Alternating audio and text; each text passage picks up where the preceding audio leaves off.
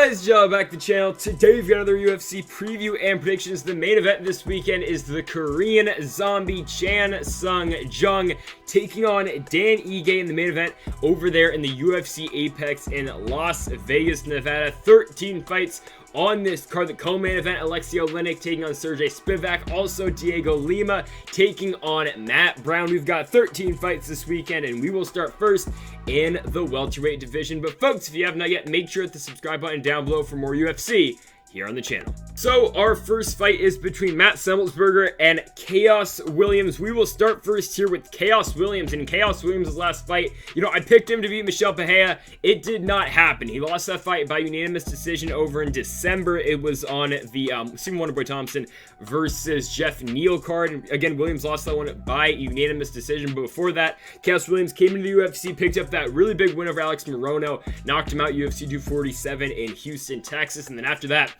only one punch it took to beat Abdulrazak Alhassan 30 seconds into his second fight in the UFC. The Morono fight lasted 27 seconds. So, he came into the Michel Pereira fight with less than a minute of UFC experience. He lost that Pereira fight, again, by decision, but still he's 2-1 in the UFC, and with every shot Chaos Williams does throw, he can end the fight. And in the Pereira fight, just really didn't really produce too much volume in that fight, which led to him, again, losing that one. So Chaos Williams, though, coming into this fight with a record of 11 wins and 2 losses. The Morono win was crazy. He came out the gates absolutely firing on all cylinders, and he put away Morono in 27 seconds. And then, again, the Abdulrazak Alhassan fight was kind of weird. It was one of the first punches thrown in that entire fight. Razak Alhassan had both his hands up. Chaos Williams split the guard and boom, put out Razak Alhassan cold for a very long time. According to Michael Bisping, it was like 3 minutes? It was bad, but Chaos Williams got the job done there. And again, he's looking to go 3-1 in the UFC, but he's taken on a pretty good fighter in Matt Semelsberger. And Semi the Jedi in his last fight beat Jason Witt 16 seconds into their fight. One of the first punches thrown. Earlier this year, 16 seconds was all it took on the Edwards versus Bilal Muhammad card.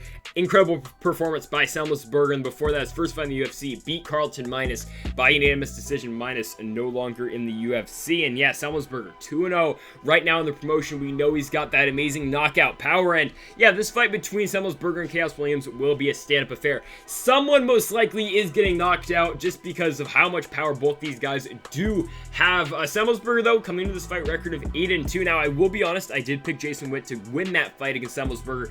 Obviously, it did not happen, and now, this is a good one. Again, 2 guys who can shut the lights off with one damn punch. But for my prediction, I'm going to go with Chaos Williams. I've seen Chaos Williams go in there. I've seen him knock out Alex Morono. And yeah, I know Abdulrazak Alhassan isn't the same guy we saw before his incidents outside of the octagon, but still, I've seen Chaos Williams go in there and beat some of the best guys. I wouldn't call Alex Morono like a top 15 guy just yet, but still, some top guys in the weight class. As for Semelsberger, again, could he knock out Chaos Williams? Definitely, it can happen. But I just like what Chaos Williams has done before this fight against Semelsberger. It's a win over Carlton Minus, no longer in the UFC, and it's a win over Jason Witt, who has been beat and he has been finished before. So we're going to go with Chaos Williams to get the job done on this one. I said there's going to be a knockout in this one. I really do think that's going to be the case. I'm going to go first round knockout. Someone's going down in the first round in this fight. I think it's going to be Semelsberger getting KO'd in this one. So I'm going to go with Chaos Williams to win this one with a first round knockout. All right, so I just don't know what to expect out of this fight. We've got Joaquim Silva and we've got Ricky Glenn. As for Ricky Glenn, his last fight was in November of 2018. It was on Dos Anjos versus Usman. Yeah, the Season 28 Ultimate Fighter finale card. And then for Joaquim Silva, his last fight was all the way back in 2019. It was Colby Covington versus Robbie Lawler. It's been a while. We will start first with Ricky Glenn. So that last fight was against Kevin Aguilar. He lost that one by unanimous decision. And before that, he beat Dennis Bermudez. So his last win is over Dennis Bermudez. Split decision win 2018. Before that, lost to Miles Jury. Beat Gavin Tucker. He was Gavin Tucker's first ever loss, UFC 215 up in Canada. Nunez Shevchenko 2. Before that, beat Felipe Nova. And then his first fight in the UFC, he lost to Evan Dunham. Glenn coming to this fight, though, with the record of 21 wins, 6 losses, and 1 draw. Hey, Glenn can get the job done on the feet and on the ground as well. Just a really well-balanced fighter. But the problem is we haven't seen him again since 2018. Now, he was supposed to take on Carlton Minus originally when Minus did end up fighting Semelsberger, but Glenn tested positive for COVID, so he did not end up getting that fight. And yeah, Ricky Glenn probably would have beat Carlton Midas in that one, but still, we have not seen him since 2018, so that is a little bit concerning. So that's Ricky Glenn. Let's talk about his opponent here in Joaquim Silva. Yeah, it's been a while for Joaquim Silva. Again, the last fight was up there in Newark, New Jersey, losing to Nasrat Hakparas, getting KO'd in that fight. Before that, he beat Jared Gordon, and then before that, he lost to Vince Pichel. And before that, I mean, we're getting into fights that happened in 2017, so it has been a while for Joaquim Silva. Came into the UFC with a 3-fight winning streak. 2 of them were by split decision, but then he did KO Andrew Holbrook 30 seconds into their fight on the Ultimate Fighter Season 23 finale card in 2016. That was Joanna and Claudia Gadelha 2. And then Joaquim Silva, of course, made his way into the UFC through the Ultimate Fighter Season 4 over there in Brazil. Team Nogueira versus Team Shogun. And yeah, Joaquim Silva did not end up winning that season, but I do believe he got to the semifinals where he did end up losing, and then he got the UFC contract afterwards, and he's been in the promotion ever since.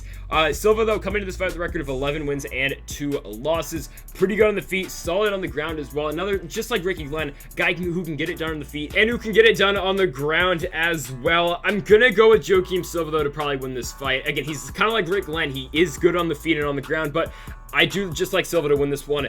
I wouldn't say as on activity because, I mean, Ricky Glenn hasn't fought since 2018. Silva fought in 2019, but all around, I do like what Joaquim Silva has going for himself on the feet compared to Ricky Glenn. I think he will be able to probably stop Glenn on the feet. I'm going to go to the Joaquim Silva 3rd round KO in this one. I think he'll be able to drag this one out to the later rounds. I do think, based on stamina and cardio, I think Joaquim Silva will have the advantage as well, so that he can drag this one out to the later rounds, and Silva's going to be able to pick up a late round knockout in this fight. And just another weird fight. I mean, Alexa Camur and Negumereanu. I mean, what? Like, we haven't seen Nicolay since a couple years ago. Alexa Camur, I mean, we'll start with Camur first. Lost to Will Knight in his last fight. Did not look very good in that one. Will Knight just kind of dominated in that one. Won that one by unanimous decision. And before that, Camur beat Justin Ledet in his UFC debut, UFC 246. Cowboy and Connor. There was really no one in the crowd for that fight except for Stipe, because Alexa Camur does train at the same gym over there in Independence, Ohio as Miocic. But yeah, that was a weird fight. I mean, he beat Justin Ledet. Ledet, not the best fighter you can fight. And then he won the Contender Series before that to get his way into the UFC. Now, what I can say about Alexa Camur, though, he's been fighting some really good fighters outside the UFC and when he actually got to the UFC as well. Now, would I say Justin Ledet is an elite level fighter? No, but William Knight, one of those fighters who, again, he did lose his last fight and did not look great in his last fight against Da Un Jung, but still a pretty solid fighter. And Alexa Camur, again, he's got the striking. His ground game is not great, as you did see in the Will Knight fight, but Camur, if he does get a fight on the feet, if the fight does stay on the feet, he will have a very good chance to win a kickboxing fight or a boxing fight against his opponent. And his opponent tonight, or on Saturday, I mean, we haven't seen him in a minute. So let's talk about Negumereanu. And yeah, I mean, he lost to Saparbeg Safarov in his last fight. Safarov no longer with the UFC. This was a while ago. I mean, this was early 2019 at Till versus Masvidal. I mean, think about it. Last time Negumereanu fought in the UFC, I mean, this was before Jorge Masvidal was a big superstar.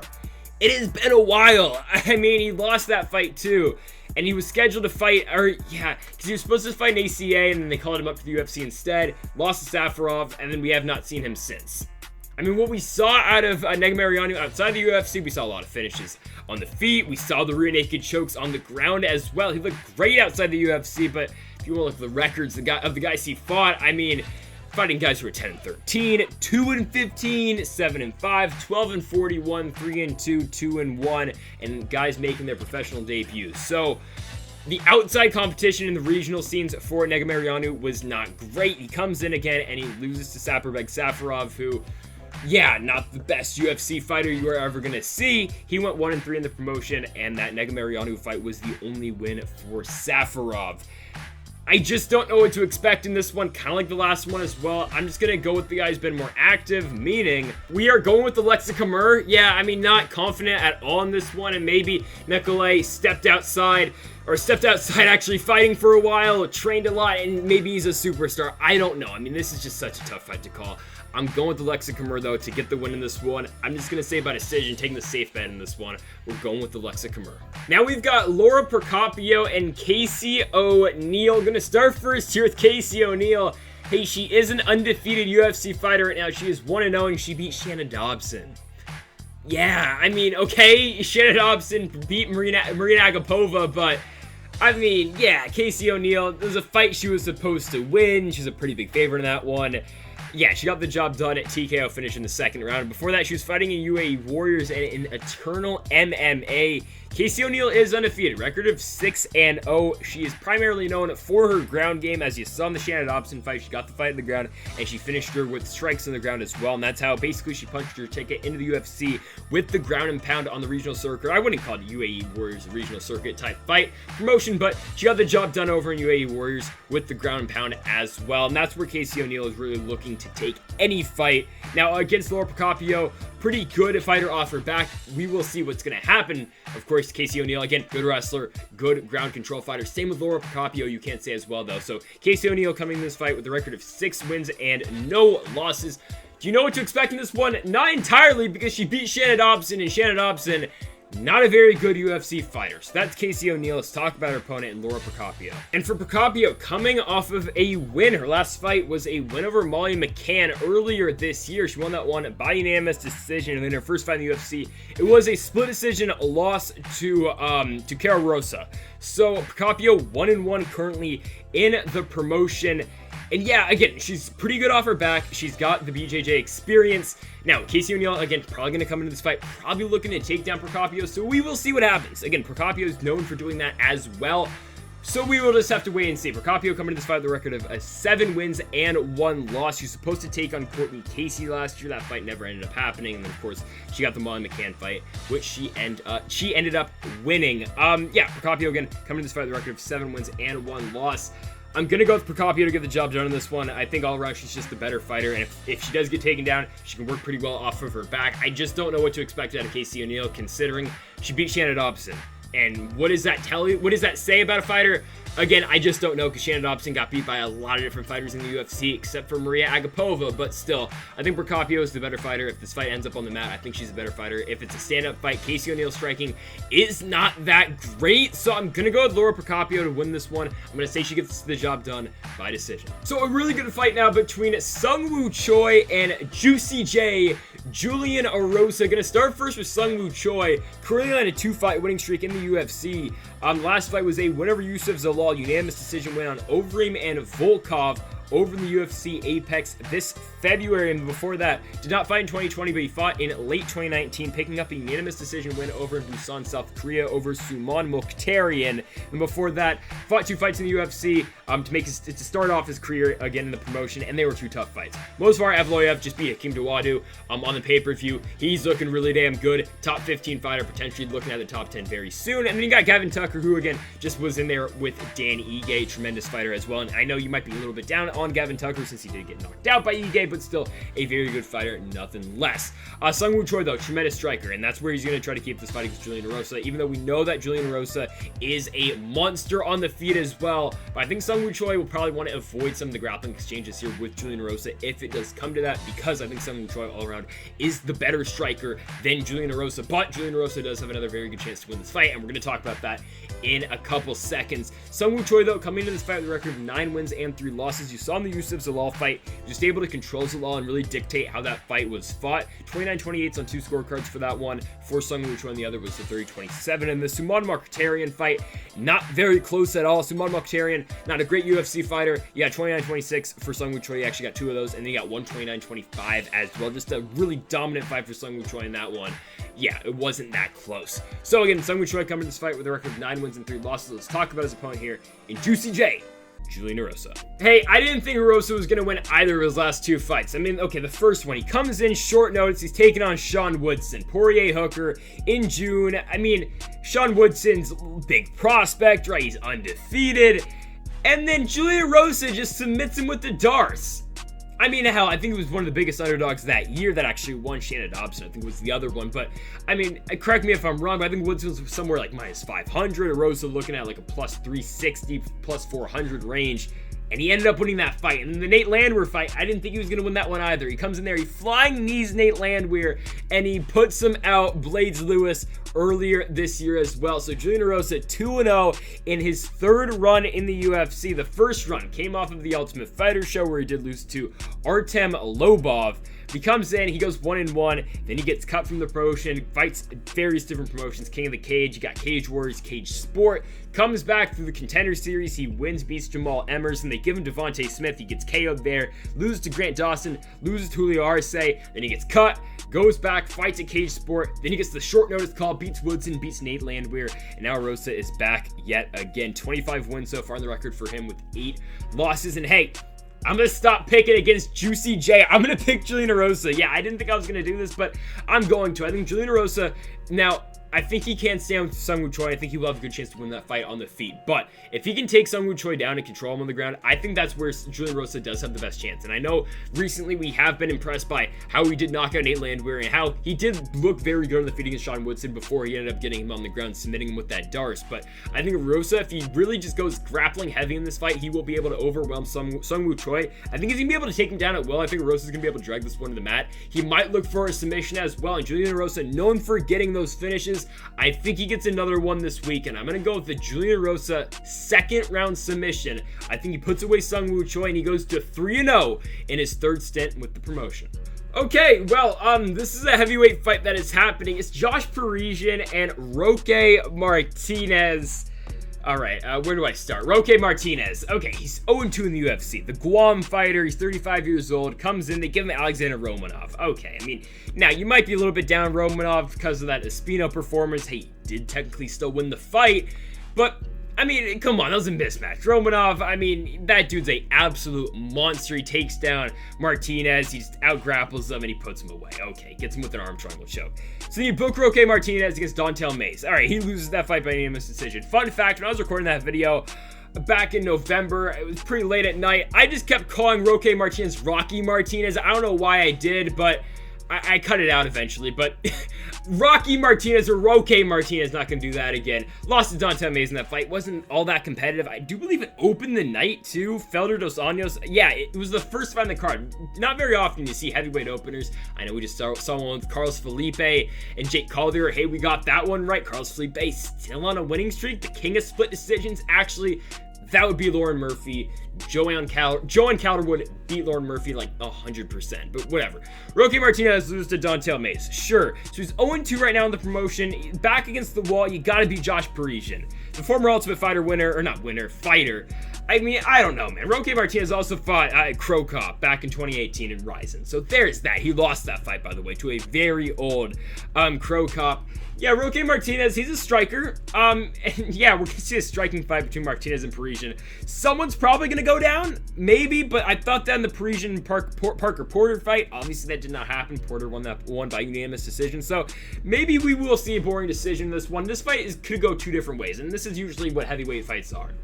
One, it's a first round knockout, and you come out the fight thinking, holy crap, the winner of this fight is a very good fighter, knockout artist. I want to see this guy against Francis Ngannou. Kind of a joke, but still, you're like, okay, I think this guy can be pretty damn good. And how really, I mean, heavyweight division, not that loaded, really, at the moment. I mean, hell, you got Alexei Oleinik still at number 15. You got Shamil Abdurakimov's number 7 in the weight class, and he has not fought in over a year. So that's just saying something, right? The division is not that loaded currently at the moment. So the winner of this fight, hey, you're thinking, again, the winner of this fight's getting their first win in the UFC, but usually most heavyweight fights, you're thinking if he gets the first round knockout, hey, this guy's pretty damn good, let's schedule him in there with a pretty good heavyweight. Or you could get a boring 3-round decision, and then no one ends up looking good after the end of that fight. So we will see what happens. But Roque Martinez, again, 15-7-2 coming into this fight. We will talk about his opponent now, and Josh Parisian. So I think Parisian probably wins this fight. I'll just give you my pick right now. I think he does. Now, I thought he was going to be Parker Porter. Didn't end up happening, but all around, I think Parisian's the better fighter. I really think he is. Honestly, I wouldn't be surprised if we see Parisian look for a couple takedowns in this one and try to put away Roque Martinez. Now, we saw Romanov do it, and I know Alexander Romanov, he's probably a fight away from entering that top 15 right now. Hey, he could be on that potential trajectory that, like, hey, a Tom Aspinall is, like a Chris Daukaus. I don't know, a young heavyweight making his way up the rankings, but Parisian, I think, is just the all-around better fighter than Roque Martinez. I've seen Roque Martinez lose to Alexander Romanov, which is not a bad loss, but I've also seen him lose to Dontel Mays, and he got just beat on the feet in that fight, and he got outworked in that one. I think Parisian's going to be able to do the same. I don't think Roque Martinez is all that great, if I'm being honest. I think Josh Parisian will probably win this fight. Do I think he gets the job done by finish? No, I don't think he does. I hate to say that a fight is going to be a boring heavyweight fight, but I think it probably, I mean, it has the chance to be. I think Parisian probably takes out Roque Martinez though, and he really works his ground and pound in this one. Kind of like what we saw in the Contender Series fight when he beat Chad Johnson. I think we're going to see Parisian work the takedown in this one, look to drag this fight to the mat, and really just unload against Roque Martinez in this one. And if it has to be a decision, that's what it is. But I think Parisian can use his top control well in this one. I think he'll use his strikes effectively. I think Parisian's going to be able to ride this one out to a unanimous decision, win, finally picking up that first win in the ultimate proving ground. Now we've got a battle of maybe two top 15 strawweights. I don't think Kanako Maruta is ranked just yet, but we've got Kanako Maruta and Vina Jandiroba. We will start first here with Kanako Maruta. So our last fight was a win. It was her UFC debut, and it was a win of Miranda Marcos. It was on Felder and Dos Anjos. She won that one by unanimous decision. The final scorecards on that fight, we have got 30-27s across the board. Pretty dominant performance for Kanako Maruta. Of course, before that, she was the Invicta strawweight champion. She won that one back in 2019. Didn't get to defend it because she got the UFC call-up. She's supposed to fight Lavinia Souza. The fight didn't end up happening because, of course, Souza had to pull out, and then Marcos came in, and then Maruta beat Miranda Marcos. Coming to this fight, though, with a record of 12 wins and 1 loss. The former Ryzen fighter Maruta, and also the former Invicta fighter as well. The 1 loss does come to Rin Nakai all the way back in December of 2019 by rear naked choke, but again, 2016, it was a very long time ago. Now, this fight between Maruta and Vina Jandiroba is going to be really interesting because Maruta, really good wrestling background. She is able to take fights to the mat pretty easily. You saw that in the Miranda Marcos fight. She's all-around better fighter than Miranda Marcos, obviously, and yeah, Miranda Marcos, I mean, one of maybe, like, she's gatekeeper, I would say. I mean, maybe a gatekeeper like the top 20 in the weight class is Miranda Marcos. Hey, she beat Carla Esparza once, and Esparza's about to go fight for a title, but Maruta beat Miranda Marcos in that one. Now, Vina Jandiroba, don't get me wrong, is a big step up in competition, but we're going to see how good the ground game of Kanako Maruta is, because now, will she be able to take down Vina Jandiroba? Yeah, I think she will be. I mean, hell, we saw Carla Esparza do that, and again, Carla Esparza about to fight for a title, but is she going to be able to take down Vina Jandiroba? Yeah, she probably will. But can she control her on the ground, and can she work for submissions and, again, improve her positions to gain a submission in this fight? I do not know. So that's Kanako Maruta, though, coming to this fight with a record of 12 wins and 1 loss. Known for the submissions. You saw back in Ryzen, able to apply those Von Flue chokes, the Anaconda, and the rear nakeds. Really good all-around ground fighter in Kanako Maruta. The stand-up game, not incredibly polished. Same with Vina Jandiroba, though. This is going to be a ground fight, and I am pretty damn pumped for it. So that's Kanako Maruta. Let's talk about our opponent in Vina Jandiroba. Now, okay, maybe it won't be just a grappling fight because, hell, Vina Jandiroba versus Mackenzie Dern.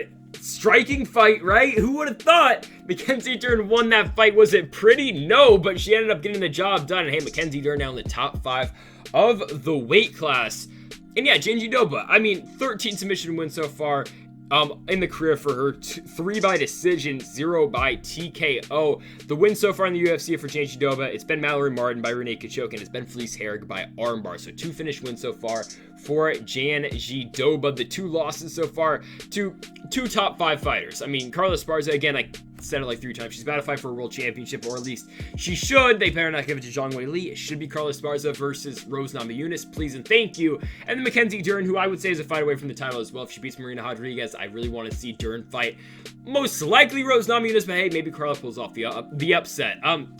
For Vina Jandiroba, though, before taking that Carla Esparza fight over in Tampa, or in Florida, she was the Invicta strawweight champion. She won that one off of Mizuki Inoue, and then defended it once, and then, of course, got the call-up to the UFC. So if we do see a striking fight between Jandiroba and Maruta, which I don't think we're going to get, I think Kanako Maruta obviously does have the advantage. But on the ground, I do like Vina Jandiroba. And again, I said earlier, Maruta will probably be able to take her down. But what will she do once she is in the closed guard of Vina Jandiroba? I do not know, and that's where I like Vina Jandiroba to win this fight. Again, I like Vina Jandiroba on her back in this fight. I think she's gonna be able to sweep Kanako Maruta in this one. She's gonna be able to take top positioning eventually.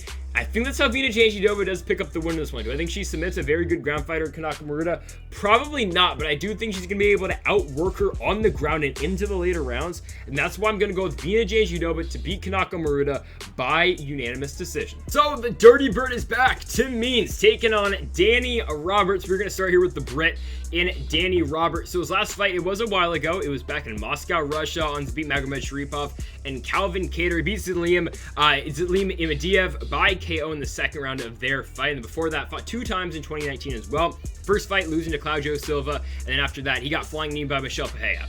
it's gonna happen to you. Michel Pereira throws like everything in there, so that's all right. I mean, Danny Roberts been fighting the UFC for a pretty long time. His first fight was in 2015. It was a win over Nathan Choi. He won by triangle choke in their fight in 2015. It was on Rose Namajunas versus Paige Van Zant in a fight where there was a point in time where Paige Van Zant was a betting favorite over Rose Namajunas. I don't think it was at close, but on that fight week, there was points in that week where Van Zant was the favorite. Don't know how that was ever a thing, but hey, I mean, that was a point in time where Paige Van Zant was a fight away from a title shot against Joanna, but nonetheless, Danny Roberts comes into that fight. He beats Nathan Choi, beats Dominic Steele after that. Then he runs into Mike Perry, does get KO'd, beats Bobby Nash after that, loses to Nordine Taleb, picks up a couple wins, the bigger one over David Zawada, be it was by split decision, but he did still win that one. Then loses to Claudio Silva, loses to Michel Pereira, and then picks up that win over Imadaev by KO over in Russia. Roberts, though, coming to this fight with a record of 17 wins and 5 losses. He does have a pretty solid ground game. So does Tim Means, though, honestly, but we have seen Tim Means get submitted a lot in the UFC. But also for Danny Roberts, it is the stand-up game where he is most known for. Now, has he been finished on the feet? Yes, he has, but it's been against some pretty good fighters in Mike Perry and in Michel Pereira. I know Tim Means has beat Mike Perry, but MMA math does not work like that. And yeah, Danny Roberts, 17-5. Let's talk about the Dirty Bird, Tim Means. And Means looked really good in his last fight. I mean, against a Mike Perry who missed weight, who dabbed at the scales after missing weight. But yeah, I mean, Tim Means came in there and really just dominated Mike Perry. It was a good performance. And now, Mike Perry did have Tim Means against the ropes at some points of that fight, but all around it was a pretty decisive win for Tim Means. I had it 2-1 Means. One judge had it 30-27. It was probably Chris Lee, but that's all right. Means won that fight, and before that, he beat Laureano Starpoli by unanimous decision on Lewis and Oleinik. Before that, he did get subbed guillotine choke over in Rio Rancho. Anderson Blakovic 2 in February of last year. And before that, he submitted Thiago Alves by guillotine. Lost to Nico Price before that. Beat Ricky Rainey, lost Sergio Moraes, lost to Bilal, remember the name Muhammad, beat Alex Garcia. He had those weird 2 fights with Alex Oliveira, and yeah, we could keep going on and on with Tim Means. The dude has been fighting the UFC all the way since UFC on Fuel TV, Sanchez versus Ellenberger. Oh my goodness, back in 2012 over in Omaha, Nebraska. If you were curious, Jake Ellenberger won that 3-round main event. Back when main events sometimes were only 3 rounds over on the Fuel TV. I know Means did get cut for a little bit. He came back, won a couple fights, and they gave him Neil Magny in his return. But since then, Means has actually been really solid. So coming to this fight with a record of 31 wins, 12 losses, 1 draw, and 1 no contest.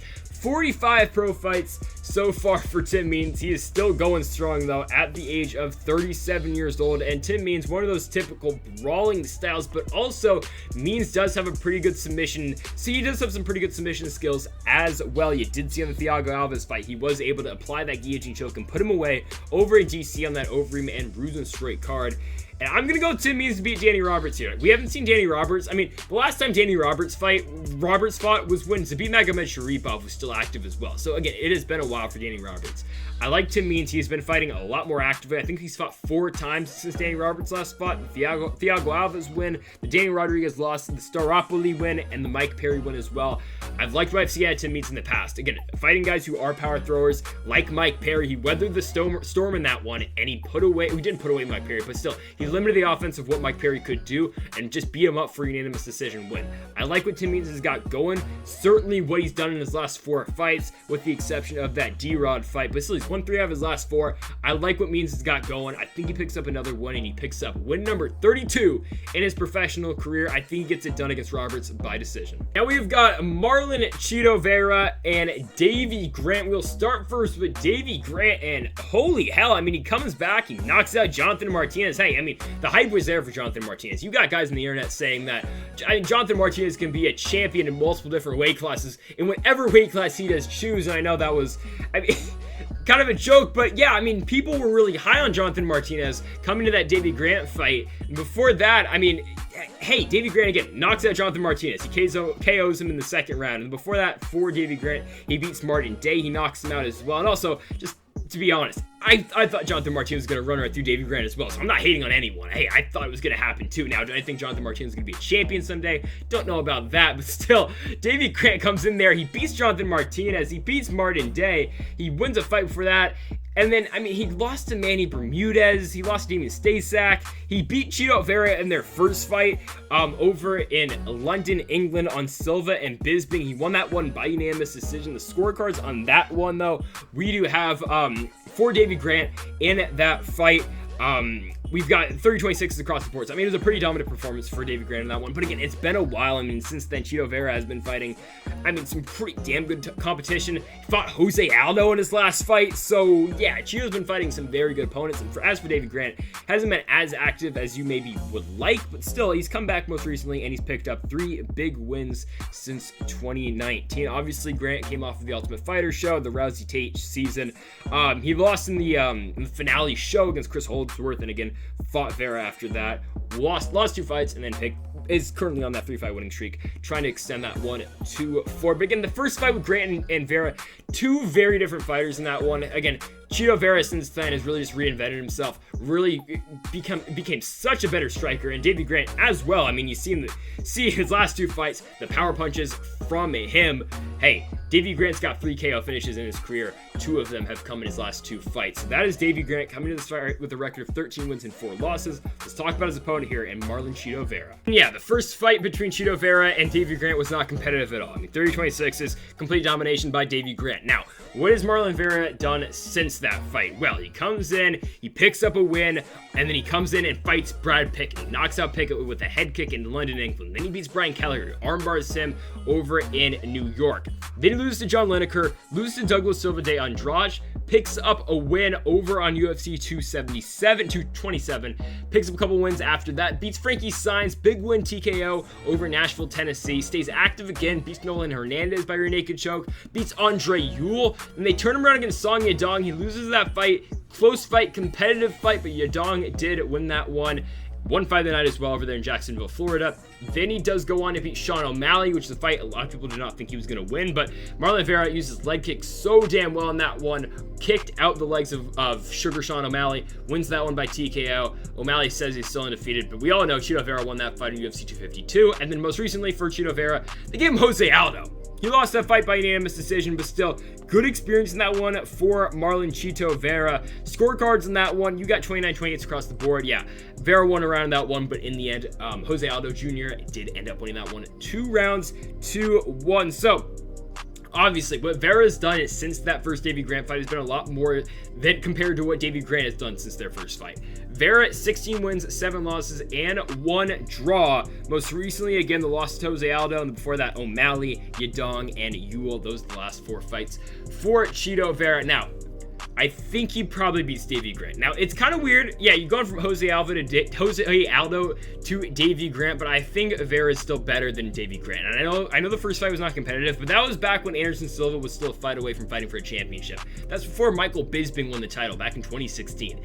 It's a long time ago. I think again, this is 5 years after the original fight. I think Chito Vera, again, has been obviously a lot more active than Grant, and I think he's going to be able to outwork Davy Grant in this one. I think the leg kicks are going to be huge, like they are pretty much in every Marlon Chito Vera fight, and I know they're well known now because of the Sean O'Malley fight, but I think Grant's going to be able to outstrike Davy Grant in this one, and I think he gets the job done in this one by TKO. I think he puts away Davy Grant in the later rounds of this fight. I'll go 3rd round finish here for Chito Vera. I think he gets the job done, avenges that loss from 5 years ago, and hey, looking back at the top of the division, we will see what's next for Chito Vera, but I think he picks up the win and beats Davy Grant. But don't get me wrong, Grant could land that one shot that he has done in the Jonathan Martinez fight and the Martin Day fight. It could definitely happen, and I would not put it past Davy Grant to doing so, but I still think Chito Vera is the all-around better fighter, and I think he gets the job done by late round TKO. Now we've got Wellington Turman fighting Bruno Silva. No, not that Bruno Silva. It's the other Bruno Silva from M1. Alright, so Silva coming to this fight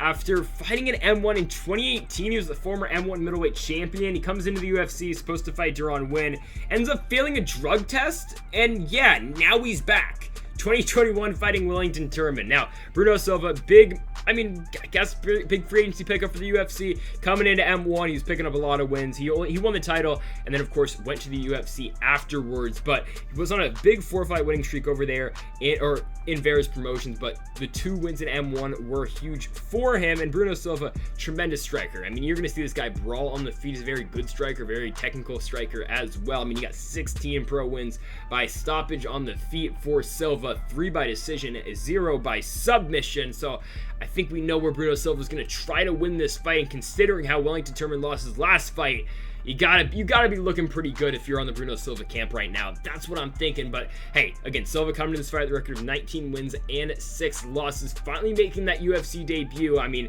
he's supposed to make the walk all the way back early in 2019 in South Carolina on the Moicano Zombie card. So hey, it's a long time coming right now for Bruno Silva. But let's talk about his opponent here in Wellington Turman. And Turman, yeah, didn't look great in the Andrew Sanchez fight. Couldn't get going in that one. And the Sanchez just landed a bomb and put away Wellington Turman in the first round over on Lewis and Oleinik in the Apex. Turman's first fight in the UFC was in Sacramento. He lost a split decision to Carl Roberson. It was a close fight, don't get me wrong, into Randomay versus Ladd, but he lost that one. And the Marcus Perez fight, I mean, the build was kind of cool, but I mean, yeah, Perez ended up losing that fight. And yeah, decision win in that one for Wellington Turman. Final scorecards on that fight, he got 30-27s across the board. Pretty big win for Turman. But the Andrew Sanchez fight again sticks out because he did not look good in that one. Turman 16-4. Again, he's 1-2 in the UFC. I remember when Turman was coming to the UFC, a lot of people thought pretty highly of him, honestly. I mean, people were thinking big things for Turman in the weight class. And he comes in, loses to Roberson, beats Perez, so I mean, the hype's kind of back. And then he gets KO'd by Andrew Sanchez, and the hype has been absolutely nowhere. So, Turman coming to this fight, taking on a guy in Bruno Silva who is coming off a 2-year USADA suspension. So, what do we expect in this one? I don't know. I mean, like half of the cards in this one, I don't know what's going to happen, or half the fights in this one, I don't know what's going to happen. I mean, could Wellington Turman come in here? Could he grind this one out to a decision? Maybe, yeah, or could we just see Bruno Silva throw the hands in this one and knock out Wellington Turman? That could definitely happen as well. So I'm going to end up opting with Bruno Silva landing that bomb. Yeah, I like Bruno Silva in this one. I didn't like what we saw to Wellington Turman striking in his last fight against Andrew Sanchez, right? It wasn't great. And Bruno Silva, again, he's coming off that 2-year suspension, so how will that affect him in this fight? Yeah, I don't know. It could. I mean, it could really affect him. Who knows what's going to happen again after being popped after that failed drug test, but I still do think Bruno Silva is the all-around better fighter. This fight's going to take place on the feet, and Bruno Silva is going to win this one on the feet. He's probably going to knock out Wellington Turman. Now, Turman, yeah, of course, is probably going to look to take this one on the ground. I don't think he's going to be able to get there, though. I think Silva is going to stun him on the feet before that even happens. I think Bruno Silva KOs Wellington Turman in the very first round. Well, okay, here we go. Matt the Immortal Brown is back again. Tell your friend, because he's fighting Diego Lima. Yeah, okay, here we go. We're going to start first here with Matt the Immortal Brown, 22-18 in the career. I mean, don't let the record fool you. Tremendous fighter, Matt Brown.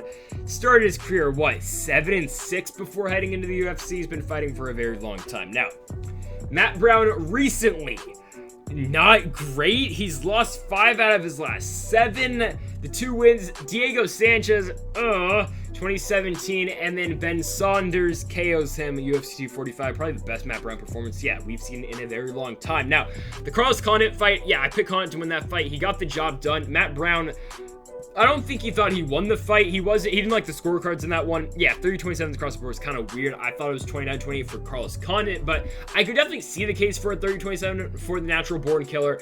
But I mean, Condit obviously won that fight. And the Matt Brown fight against Miguel Baeza, he does stun Baeza in the first round, but Miguel Baeza comes back. He ends up winning that fight towards the latter ends of that first round, and then comes back in the second round, KOs Matt Brown 18 seconds into the second round of that fight. And of course, before that, it's the 2-fight winning streak over Sanders and over Sanchez.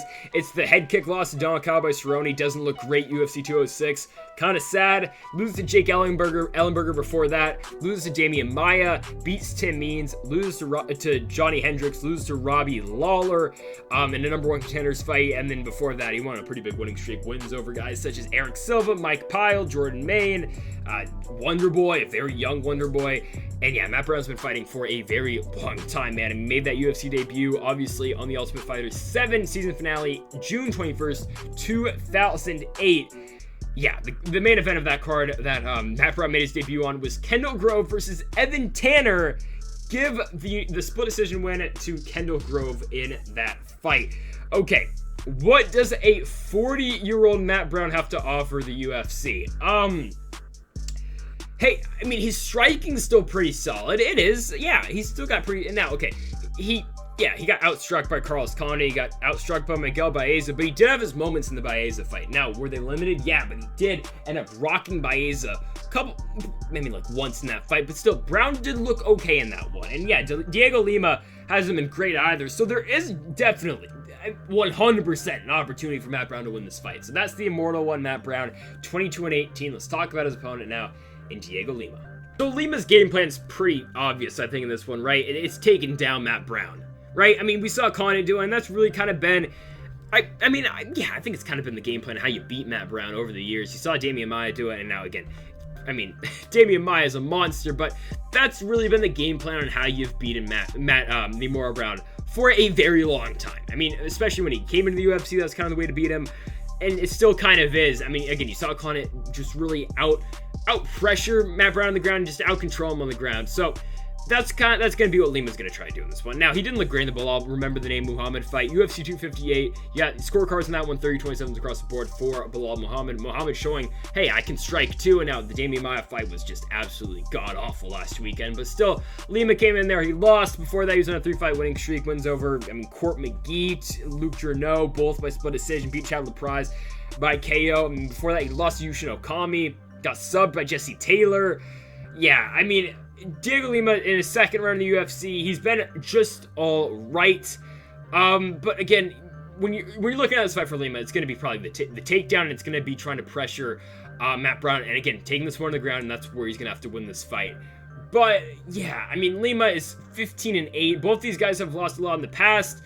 For Lima, the way you beat him is you pressure him on the feet, and yeah, you try to put him away on the feet. And yes, has Lima been subbed on the ground before? He has. Jesse Taylor finished him on the ground, so could happen, but obviously the ground advantage in this fight is going to go to Diego Lima. The stand-up advantage is going to go to Matt Brown. Who am I going to go with? Well, I'm going with Matt the Immortal Brown. Yeah, I don't know. I think he outstrikes Diego Lima. I think he keeps it on the feet. Now, if Brown gets taken down, he probably loses this one, but I don't know. I'm going to take Matt the Immortal Brown to win this fight. I don't know. It's a 40-year-old Matt Brown, but I've seen Lima get beat a lot in the past, and yeah, I've seen Matt Brown get beat a lot too. But I'm going to go with Matt the Immortal Brown to beat Diego Lima. I think he gets the job done. I think he wins this one by decision. I think he outstrikes Lima. Now, he probably will get taken down at some point in this fight. It's going to be, can Matt Brown get up, though, from his back? If he can, I think he's going to have a really good chance to win this fight. I think that's what's going to happen. Matt Brown wins this one by unanimous decision. Does he fight again in the UFC? Probably. So, yeah, we have that to look forward to. But I think Brown wins this fight, and he improves to a record of 23 wins and 18 losses. Time now for our co-main event of the evening. It is Alexei Oleinik and Sergey Spivak. Going to start first here with Sergey Spivak. So the last fight for him was a win over Jared Vanderaa. TKO win, Blades Lewis. Yeah, I mean, it was a Chris Tione fight. It was like, hey, yeah, you want to punch Jared Vanderaa 100 times on the ground in the face? Sure, go for it. Chris Tione just, you know, what am I doing on this Saturday? I don't know. And Spivak just beat Vanderaa into oblivion and ended up getting the finish very late in the second round. Should have been stopped maybe 3 minutes earlier, but it's a Chris Tione fight. It's a fight to the death. And yeah, before that for Spivak, he beat Carlos Felipe by majority decision. Before I lost to Marcin Tybura, beat Tai Tuivasa with an arm triangle in Australia before that, and made his UFC debut on Iaquinta versus Cowboy over in Ontario, Canada. He got TKO'd by Walt Harris in about 50 seconds in that fight. Yeah, Spivak coming into this fight though with a record of 12 wins and 2 losses. Obviously, he's taking on a guy in Alexei Oleinik who's had 75 pro fights. Spivak's 26, and our guy Oleinik is 43. Alexei Oleinik now with Damian Maia out of the UFC, I believe, as John Anik said on the pay-per-view. A couple nights ago, is now the oldest ranked fighter, I do believe, in the UFC, because Oleinik is number 15 in the heavyweight division. If Spivak wins, obviously, he will take that number 15 ranking in the weight class. Spivak, pretty sizable favorite in this one as well. And yeah, I mean, is Oleinik's chin absolutely gone? Yeah, definitely. But there is a chance, hey, Oleinik can always win a fight. But Spivak in this one, how does he win this one? I wouldn't, if I'm Spivak, I'm not engaging in a ground game at all with Alexei Oleinik. I mean, the game plan on how to beat Alexei Oleinik is pretty simple at this point. you just don't engage in the grappling at all with him. If you can stay away from Oleinik's grappling and you can stay on the feet, you're gonna win the fight. I know Spivak is known for being a grappler, but hey, I mean, he's still a better striker than Alexei Oleinik. Alexei Oleinik's striking is still not very good. Now, when he's on the ground, he's better than maybe anyone in the weight class. It's true. Alexei Oleinik's ground game is absolutely incredible, but his stand-up game, not very good. So that's where Spivak has got to win this fight. That is Sergey Spivak. Let's talk about his opponent, though, and Alexei Oleinik. And I have been the conductor of the Alexei Oleinik train for a very long time now. Hey, I picked him to beat Fabricio Verdum. What happened? He won that fight. Boom, UFC 249 people in the comment section told me I was crazy.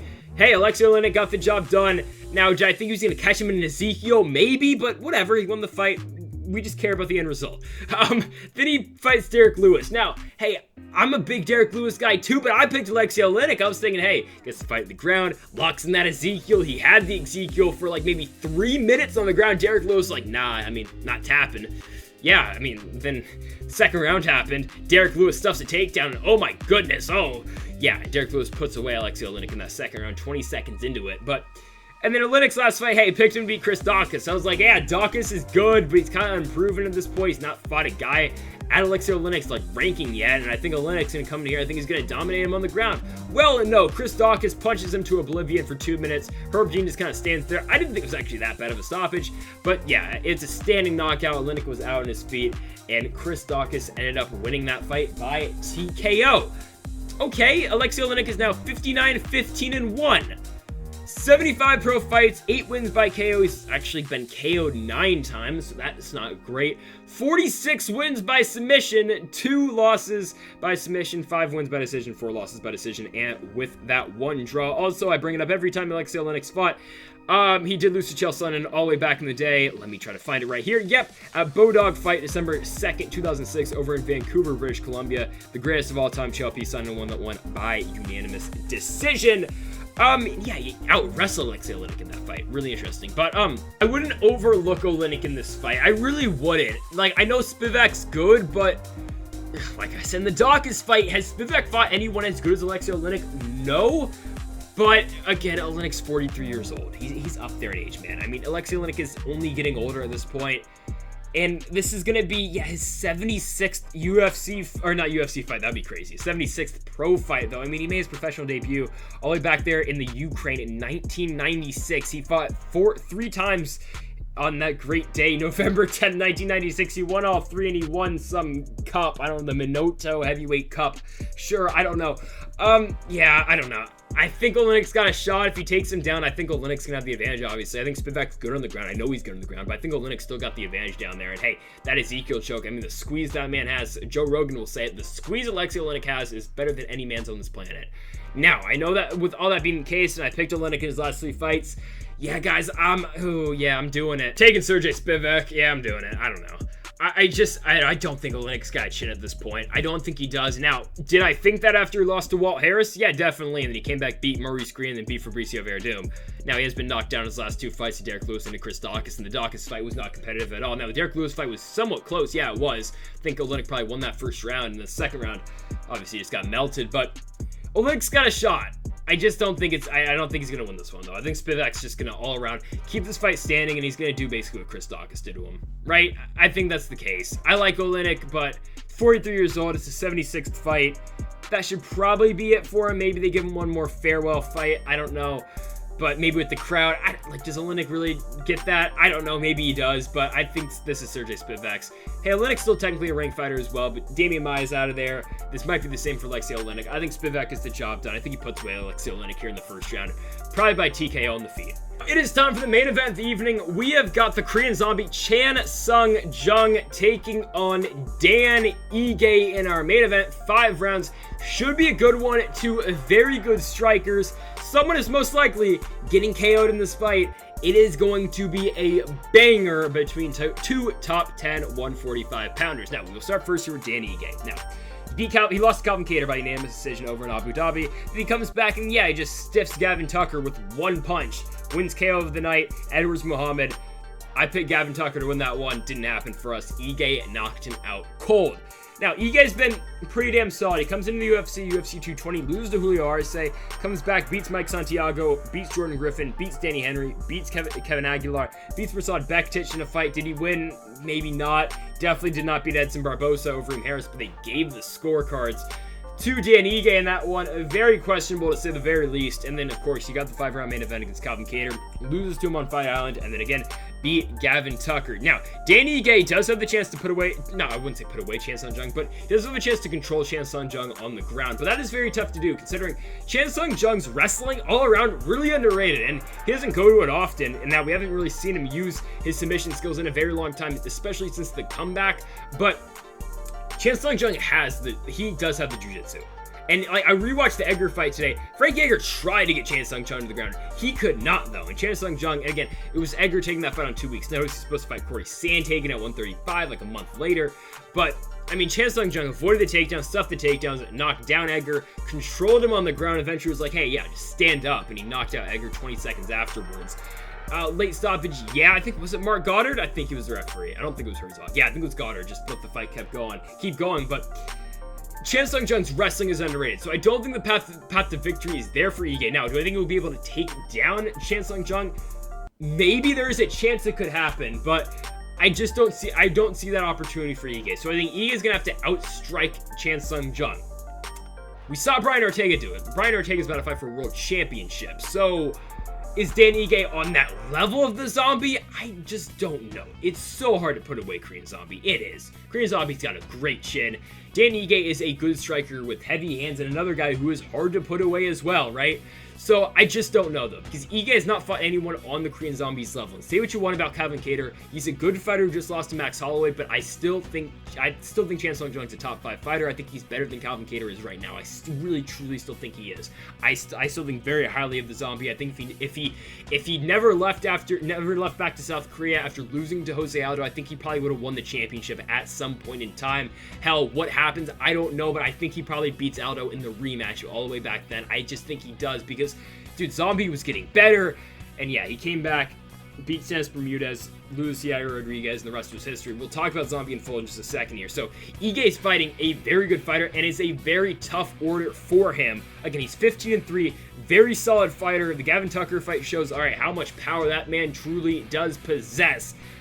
But all that power Ige does have, the Zombie will always pretty much have more. So that's Dan Ige coming to this fight with a record of 15 wins and 3 losses. Let's talk about his opponent here in the Korean Zombie. And the Korean Zombie, yeah, I thought he was going to beat Brian Ortega, and I thought we'd be looking at a Korean Zombie Volkanovski fight. Not happening for us, and Brian Ortega really just shut down Korean Zombie in that first round, and then again, he caught him with that big elbow, rocked Korean Zombie, and Chan Sung Jung has said since, yeah, I don't really remember what happened after that second round, or I believe the second round, yeah, where Ortega caught him with that big elbow, but that's not great. You don't like to hear that, but Brian Ortega is a tough fight for anyone. He really is. And Brian Ortega took, 2 years off after losing Max Holloway, really reinvented himself as a striker, and I'm really interested to see what Brian Ortega we do get in that Alexander Volkanovski fight, because coming into that fight, the Zombie and the Zombie and Ortega fight, I was like, okay, Zombie's going to win the fight in the feet, but now it will be the grappling and it will be the jiu-jitsu of Brian Ortega that will make the difference, and if Ortega can drag this one on the mat, he uses jiu-jitsu effectively, that's his best pathway to victory, because I don't see him striking with Korean Zombie.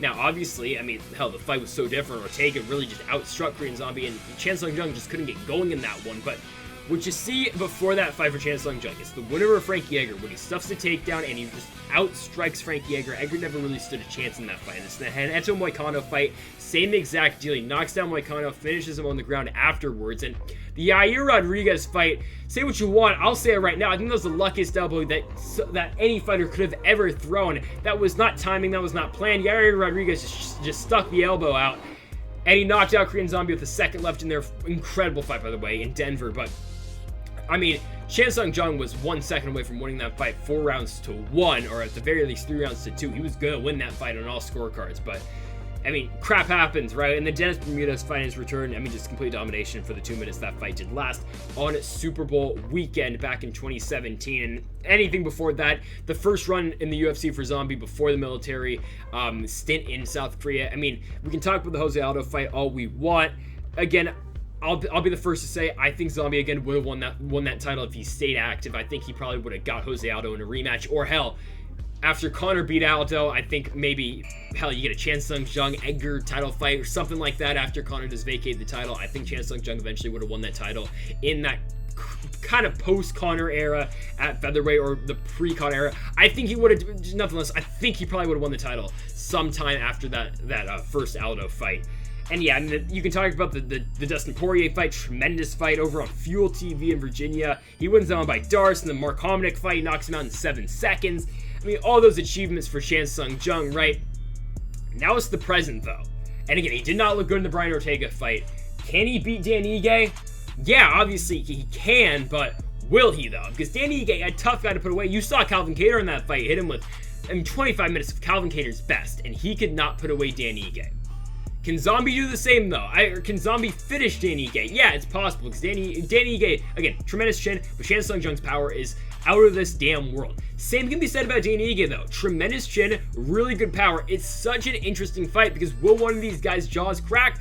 I don't know. I do not know. Will one of these guys' chins crack? I do not know. And again, Zombie has been finished in the past, but it's against Yair Rodriguez, where he gets caught with that really weird elbow, and then, I mean, back in WEC, back in 2010, Zombie, no matter what, will keep walking forward. It's in the nickname, right? But the same can be said about Dan Ige. Like, I see the comparison. Dan Ige, somewhat of a younger version of Korean Zombie. Who do I think wins the fight, though? I'm going with Chan Sung Jung. I still think Chan Sung Jung's got it. I really do. I mean, okay, Korean Zombie is what? He is 34 years old. I still think there is a potential run for the championship in the books right now for Korean Zombie, and it starts with this win over Dan Ige. I do think he gets the job done in this one. Do I think he puts away Ige? I don't think he's going to. Ige is so hard to put away. You saw that in the Calvin Kattar fight. I don't think Chan Sung Jung's going to be able to finish Dan Ige. Now, I do think he will win a decision. Do I think he wins every round in that fight? There's a possibility, but personally, I'm going to go 49-46. Chan Sung Jung beating Dan Ige. I like the striking all around. I don't think this fight hits the mat, and pure striking, Korean Zombie versus Dan Ige, I still got to go with the Zombie, and I think he picks up the win. And where do you go from here? I mean, Chan Sung Jung, number 4 in the weight class. You got Max Holloway at 1. He's going to fight number 3, Yair Rodriguez. You got Brian Ortega at 2, fighting Alexander Volkanovski. I don't know where you go from here, man. I really don't know. I mean, Chan Sung Jung can fight number 8 in Dan Ige. You probably wait. Maybe you fight the winner, Max Holloway, Yair Rodriguez. Maybe that's the case, but you probably think that Max Holloway's getting a title shot if he beats Yair. I don't know. Maybe you wait if you're Chan Sung Jung from here. Maybe you fight a Josh Emmett in his return. That would be interesting, but I think with a win here for Chan Sung Jung, he's only looking up in the weight class. So it's probably the winner of Max Holloway, Yair Rodriguez. Maybe even a title shot. I do not know. It just depends on how this weight class does play out. But again, my final prediction, I'm going with the Korean Zombie to beat Dan Ige 4-1 in the main event this Saturday night. And folks, thank y'all for watching this UFC preview and predictions here for the Korean Zombie versus Dan Ige. If you have not yet, make sure to hit that subscribe button down below for more UFC here on the channel. We do one of these every single week, and we'll be back next week for Ciryl Gane and Alexander Volkov next week in the UFC Apex as well. If you have not yet, though, make sure to hit the subscribe button down below. Also, make sure to leave a like if you did enjoy the video. If you disagree with any of my picks too, make sure to leave a comment down below in the comment section. Again, folks, thank you for watching, and Mamba forever.